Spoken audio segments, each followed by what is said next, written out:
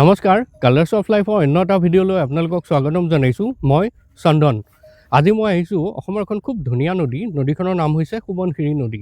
বহুতে সোৱণশিৰিৰ নাম শুনিছে, কিন্তু সোৱণশিৰি নদীখন দেখা নাইকিয়া। গতিকে মই আজি আহি সোৱণশিৰি নদীৰ পাৰত অকণমান সময় কটাম আৰু কিছুমান ভিডিঅ' ক্লিপ ইয়াত ল'ম আৰু মোৰ ইউটিউব চেনেলত আপলোড কৰিম। যিসকলে সোৱণশিৰি নদীখন দেখা নাইকিয়া, বিশেষকৈ বাৰিষাৰ ৰূপটো আপোনালোকে এই ভিডিঅ'টোৰ মাধ্যমেৰে দেখা পাব। এইফালে চাওক, সোৱণশিৰিৰ পাৰত গৰু চৰি আছে। এইটো হৈছে সোৱণশিৰিৰ খুব ধুনীয়া পৰিৱেশ। খৰালি ইয়াৰ পৰিৱেশটো অলপ বেলেগ, বাৰিষা বেলেগ। ইয়াতে মই এজন দাদা লগ পাইছোঁ, সৌ দাদাজন। তেখেতৰ পৰা কিছুমান কথা মই সুধিম। দাদা, আপোনাৰ নামটো ক'ব। মোৰ নাম বুবুল। বুবুল ন? উপাধি দত্ত লেখোঁ। বুবুল দত্ত। আপুনি ইয়াতে আজি অকণমান আগত মই সুধিছিলোঁ, গৰু চৰাব আহিছোঁ বুলি কৈছে আপুনি। কিমান সময়ত আহে? মই 6টা-7টা ৰাতিপুৱা। কিমান আছে আপোনাৰ গৰু?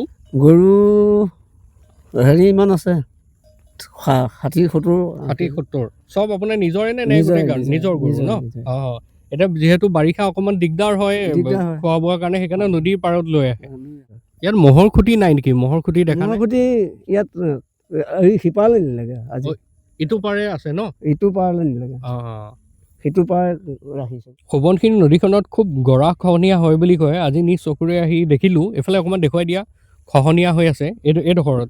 সেয়া এইফালে গৈ আছে, সেইফালে খহি আছে, আৰু এইডোখৰ অকণমান দেখুৱাই দিয়া। এইখিনি আপোনালোকে দেখিছে খহনীয়াৰ দৃশ্য। আমি থাকোঁতেই 10-15 বাৰমান পৰিলে ইয়াতে।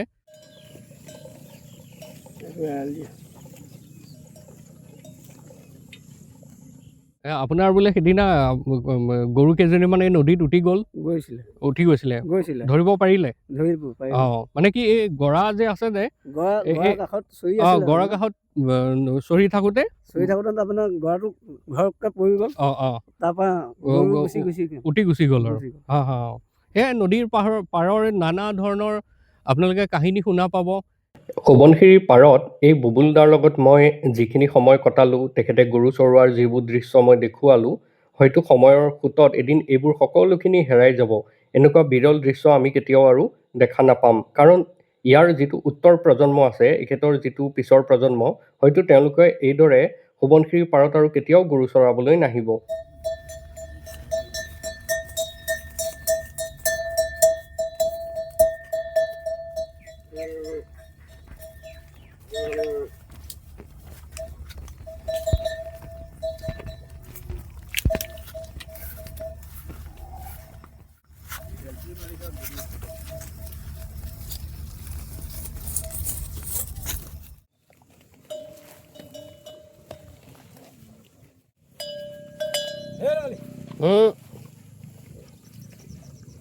মেইন বছ নেকি?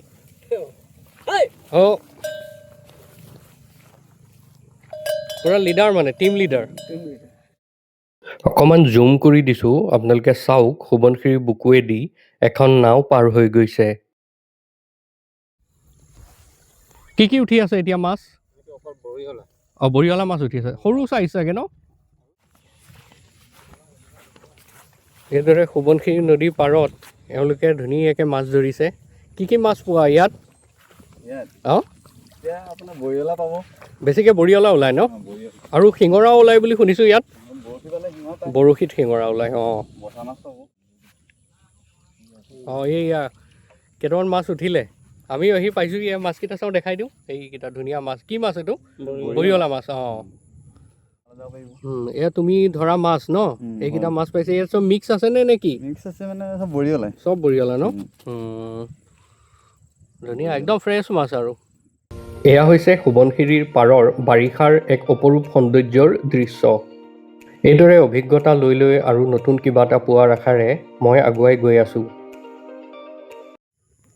আপোনালোকে চাওক, এইফালেদি আহিলোঁ আমি শ্বৰ্টকাট মাৰিবলৈ আহি চাওক ৰাস্তা। এইটো যোৱা বছৰ খৰালিৰ ৰাস্তা, আৰু এবাৰ নদীয়ে লৈ গুচি গ'ল। এয়া হৈছে সোৱণশিৰিৰ পৰিচয়।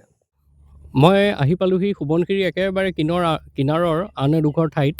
আহি থাকোঁতে দেখিলোঁ ইয়াতে এই দাদাহঁত বহি আছে, আৰু এইটো এটা ঘাট বুলি গম পালোঁ। গতিকে এই ঘাটটো আৰু হয়তো 1-1.5 বছৰ বা 2 বছৰ পিছত এটা মানে অতীত হৈ পৰিব। কাৰণ ইয়াতে এখন দলং হৈ আছে, আৰু এই ঘাটৰ দায়িত্বত আছে এখেত। আপুনি আছে ন? ইয়াতে কিছুমান কথা সুধিম মই আপোনাক, আপুনি মোক ক'বচোন ঘাটৰ বিষয়ে আমি ইমান ভালকৈ নাজানো আৰু চবেই চাই থকা দৰ্শকসকলেও গম পাব। ইয়াত ৰাতিপুৱা কিমান বজাৰ পৰা চলে ফেৰী? ফেৰী আপোনাৰ 8টা বজাৰ পৰা চলে। ৰাতিপুৱা 8 বজাৰ পৰা 8 বজাৰ পৰা 4টা বজালৈ। 4টা বজালৈকে, আবেলি 4টালৈকে। আৰু এই ঘাটটোৰ নাম কি? হাতীয়ামৰা। হাতীয়ামৰা ঘাট। আৰু সিটো পাৰৰ? এইটো পাৰৰ হাতীয়ামৰা, এই পাৰৰ বধাকৰা। এইটো বধাকৰা আৰু সিটো পাৰ হাতীয়ামৰা ঘাট। আৰু ডেইলি কেইবাৰ মানে কিমান ট্ৰিপ মাৰে মানে ইটো পাৰ সিটো পাৰ মিলাই মানে 4-5 টিমমান মাৰে আৰু। ইয়াতে কাঠ ধৰে নে নদী যে উঠি আহে? কিছুমানে ধৰে বাৰু। আৰু মাছ কি কি খাবলৈ পায় আপোনালোকে? কিন্তু বহুত ধুনীয়া মাছ পায় ইয়াত খাবলৈ। মাছ তেনেকুৱা মাছ সুবিধা নাই আজি, যোনবিলাকে বিচাৰে আতিয়াৰ পাতি আছে এইবিলাকে পায়, যোনে নিবিচাৰে নাপায়। আৰু খৰালি ইয়াৰ দৃশ্যটো কেনেকুৱা ধৰণৰ হয়? খৰালি কেনেকুৱা হয়? নদীটো বহুত শুকাই যায়। শুকাই। খৰালি অলপ অসুবিধা হয় গাছ চলাবলৈ, ক'তবাই নাও যদি লাগি থাকে দিনটো পচি থাকিব লাগিব মানে বুকে লগুনি। ইয়াত টোটেল ঘাট কিমান মান আছে বাৰু? ঘাট মোৰ জনামতে আপোনাৰ সুন্দৰী মুখৰ পৰা ইয়াতে চাউলদুৱালৈ 8খনমান ফেৰী আছে। টোটেল 8টামান ফেৰী আছে আৰু। তাকে এতিয়া এখন ফেৰী আহি আছে, আমি চাম ফেৰীখন, মানে ফেৰীখনৰ যিটো দৃশ্য মই আপোনালোকৰ আগত মই দেখুৱাম, গতিকে আপোনালোকে দৃশ্যটো চাই নিশ্চয় আনন্দ পাব। আৰু এতিয়া আপোনালোকে দেখা পাইছে ফেৰীখন আহি এতিয়া ঘাটত লাগিবহি। এইটো হৈছে সোৱণশিৰি পাৰৰ একদম ধুনীয়া মনোৰম দৃশ্য। গতিকে যিসকলে সোৱণশিৰি পাৰ দেখা নাইকিয়া, আমাৰ এই ভিডিঅ'টোৰ মাধ্যমেৰে আপোনালোকে ধুনীয়া দৃশ্যটো দেখা পাব। গতিকে আপোনালোকৰ ওচৰত এৰি দিছোঁ, দৃশ্যটো চাওক। মজা।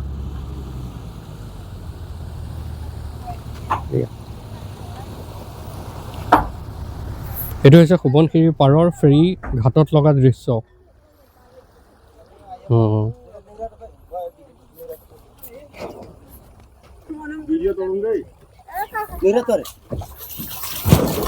আপুনি কণ্ট্ৰল কৰি থাকে ন গোটেইটো? এইটো হৈছে ফেৰীৰ ইঞ্জিন, একেতে চলায় ইঞ্জিনটো, কণ্ট্ৰল কৰে সেই তাল দি।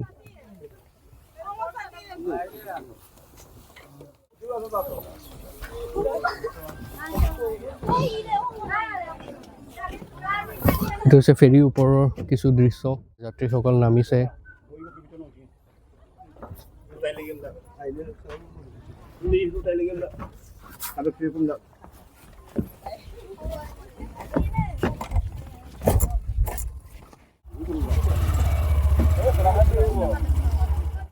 এই আপোনালোকে চাওক সোৱণশিৰি নদী সিফালে সন্মুখত, আৰু এফালে হৈছে তেওঁলোকে গৰু বন্ধা এডোখৰ ঠাই।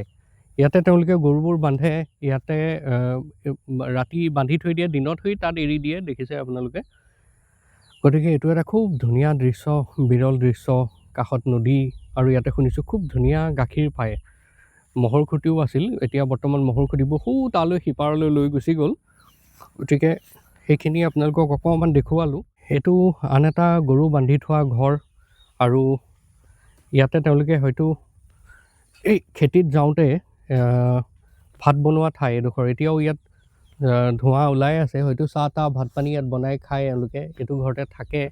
যিহেতু খেতিৰ ছিজন, সেই কাষতে খেতি আছে বুলি কৈছে। এইটো হৈছে নৈ পাৰৰ জীৱন। কিছু সময়ৰ কাৰণে তেওঁলোক ইয়াত থাকে, হয়তো এখন ঘৰত 4-5জন মানুহ, তাৰে 2-এজন আহি ইয়াত থাকে ৰখীয়া হিচাপে, খেতি বাতি চায়। এয়াই আৰু মানুহৰ জীৱন। এয়া হৈছে আহু ধান। আহু ধান তেওঁলোকে চপাই এইদৰে ডাঙৰি বান্ধি এয়া ভঁৰালত থৈ দিছে। ইয়াকো অকণমান আপোনালোকৰ আগত দেখুৱাই দিছোঁ। ইমান ধুনীয়া এটা, মানে মোৰ কিন্তু ভাল লাগিছে অনুভৱটো। কাষত নদী, ইয়াতো অলপ আগলৈকে বুলি ইয়াত খুব ধুনীয়া ধুনীয়া বাৰী আছিল, সেইবোৰ এতিয়া নৈয়ে চব লৈ গুচি গ'ল। ইয়াৰ কিছুমান আপোনালোকে অস্তিত্ব অলপ দেখা পাব।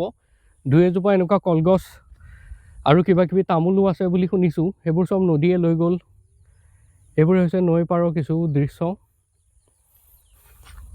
বহুতে আশাৰে ৰোৱা গছ, বিভিন্ন ধৰণৰ কিবা কিবি সম্পত্তি এইদৰে বহু জেগাত নদীয়ে উটুৱাই লৈ গুচি যায়। গতিকে তেনেকুৱা এটা দৃশ্য এই সোৱণশিৰি নৈ পাৰতো কিছু কিছু ঠাইত দেখা পোৱা যায়। এইবোৰ তেওঁলোকে বাৰিষা কালত ব্যৱহাৰ কৰা নাও, এখন নাও এতিয়া অকণমান বেয়া হৈ গৈছে কাষতে সেইখন নাও আৰু এখন নাও আছে এখন কি ধুনীয়া দৃশ্য আচলতে এনেকৈ ভিডিঅ'ত চোৱা আৰু চকুৰ সন্মুখত একেবাৰে সঁচা সঁচিকৈ চোৱাৰ মাজত একেবাৰে পাৰ্থক্য বুলি মই ভাবোঁ এতিয়া মই যিটো অনুভৱ কৰিছোঁ হয়তো ভিডিঅ'টো চাই সেইটো অনুভৱ কৰিব নোৱাৰি ইয়াৰ যিটো বতাহ ইয়াৰ অনুভৱটো ল'ব পাৰি এইবোৰ উটি অহা খৰি তেওঁলোকে পাহাৰৰ পৰা উটি অহা সেই খৰিবোৰ এইদৰে ৰছীৰে টানি বান্ধি নাৱত বান্ধি লৈ আহে আহি এইদৰে পাৰত থৈ দিয়ে এইবোৰ খৰালি তেওঁলোকৰ বিশেষকৈ কামত আহিব সৌ আঁতৰত মই যাব অকণমান অসুবিধা পাইছোঁ সেই বাইদেউ কেইগৰাকীমান আপোনালোকে দেখা পাইছে তেওঁলোকে ধান দাই আছে হয়তো মই ধানৰ বিষয়ে নাজানিম কি ধান দাই আছে এয়া হৈছে কিছু কঠীয়াৰ দৃশ্য ধুনীয়া কঠীয়া এয়া হৈছে এটা সময়ত সোণালী ধান হৈ ওলাব এইদৰে খেতিয়ক যিসকল আছে তেওঁলোকৰ ব্যস্ততাবোৰ এইধৰণে দেখা পোৱা যায় বাৰিষাৰ ছিজনত কৃষি কৰ্ম বহুতৰ কাৰণে এটা নিচা বহুতে হয়তো কৃষিটো এৰি দিছে মাটি আছে যদিও কৃষি কৰ্ম কৰিবলৈ কিন্তু এতিয়া বহু ক্ষেত্ৰত দেখা যায় যে বহুতে নিজৰ এইটো এটা পেছাৰ লগতে নিচা হিচাপেও লৈছে বহু লোকে কৃষি কৰ্ম কেতিয়াও এৰিব নিবিচাৰে বহু লোকৰ বয়সো এতিয়া বহুত হোৱা দেখা গৈছে কিছুমান এনেকুৱা মানুহো পাইছোঁ তেওঁলোকে সেই বস্তুটো কৃষিটো কেতিয়াও খেতি কৰিবলৈ তেওঁলোকে কেতিয়াও এৰি নিদিয়ে এয়া সোৱণশিৰি আৰু কাষত এতিয়া এয়া আহু ধান ন আহু ধানৰ খেতি এই বাইদেউক লগ পালোঁ বাইদেউ আপোনাৰ খেতি হয় ন অঁ অঁ আপুনি কেতিয়া ৰুইছিলে ধান কেতিয়া ৰুইছিলে ধান এই কিবা মাঘ মাহত অঁ মাঘতো ৰুইছিল ন আৰু এতিয়া কাটিব কেতিয়া কাটিব কাটিব আৰু 15 তাৰিখ ল'ব পাৰিলে ধান কাটি আছিলে আপোনাৰ ঘৰ কোনডোখৰত আমাৰ হৰিদা হা হৰিদা অঁ হৰিদা অঁ অঁ অঁ আপোনাৰ মোৰ খেলমাটি লোকেল মাটি অঁ ইয়াতে দিনটো আপোনালোক থাকে ন গৰু আছে খেতি কৰোঁতে মানে এইটো এটা মানে ৰেষ্ট কৰিবৰ কাৰণে ৰেষ্ট কৰিবলৈ এইটো ঘৰ বনাই লৈছে আৰু এই গৰু থাকে এইদৰে মই কিছু সময় সোৱণশিৰিৰ পাৰত অতিবাহিত কৰিলোঁ ইয়াৰ মিঠা অভিজ্ঞতাবোৰ লৈ এতিয়া মই ঘৰমুৱা হ'ব ওলাইছোঁ এইফালে এতিয়াও দুই এজন লোক ইয়াতে আছে তেওঁলোকৰ গৰুবোৰ চোৱা চিতা কৰিবৰ কাৰণে বাৰীখন কিবাকিবি যি ইয়াত পাতিছে সেইবোৰ চোৱা চিতা কৰিবৰ কাৰণে গতিকে এই মিঠা অভিজ্ঞতাবোৰ লৈ মই এতিয়া ঘৰলৈ যাম গতিকে আপোনালোকৰ আগত মই যিখিনি আজি দিনটোত পালোঁ মই দেখুৱালোঁ যদি আপোনালোকে ভিডিঅ'টো চাই ভাল পাইছে লাইক কমেণ্ট আৰু শ্বেয়াৰ আৰু ছাবস্ক্ৰাইব কৰিব ধন্যবাদ এই বহুত সময় লাগে এই এই বছৰ আলিটো দিছে মানে নদী কিনাৰ বান্ধটো